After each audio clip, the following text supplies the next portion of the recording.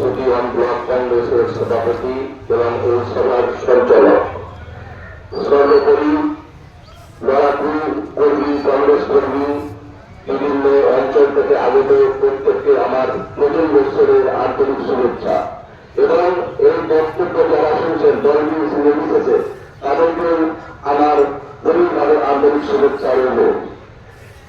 বর্তমান পরিস্থিতিতে যে বিজেপি এবং তৃণমূলের যে চক্রান্ত, সেই চক্রান্ত আজকে সাধারণ মানুষ হ্যারাসমেন্ট হচ্ছে, সেই হ্যারাসমেন্টকে কেন্দ্র করে আজকে এই সভার আয়োজন করা হয়েছে কংগ্রেসের পক্ষ থেকে।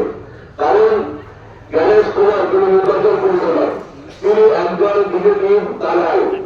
বিজেপি এবং তৃণমূলের চক্রান্ত করে কিছু কিছু মানুষের নাম বাদ দেওয়ার প্রবল চেষ্টা করছে, কিন্তু এই চেষ্টাকে আমরা সামিল হতে দেব না। যতক্ষণ না কংগ্রেসের রক্ত আছে। দ্বিতীয়ত, প্রত্যেকটা মানুষ হ্যারাসমেন্ট হচ্ছে, কারণ এই এলাকাটা আমাদের অত্যন্ত গরিব এলাকা। যারা খেতে খায়, মূলত ভাতের জন্য তারা কোথাও না কোথাও কাজে পায়, সেই কাজকে কাজ রেখে আজকে এসআইয়ের দেওয়া আতঙ্কিত। এবং তারা কোনো মানুষ এখনো আছে যে তারা এসআইয়ের ভালো কাজে তাদের চলে করবে, এবং আমি আত্মহত্যার কাছাকাছি এই মানসিকতা নিয়ে অনেক মানুষ আছে।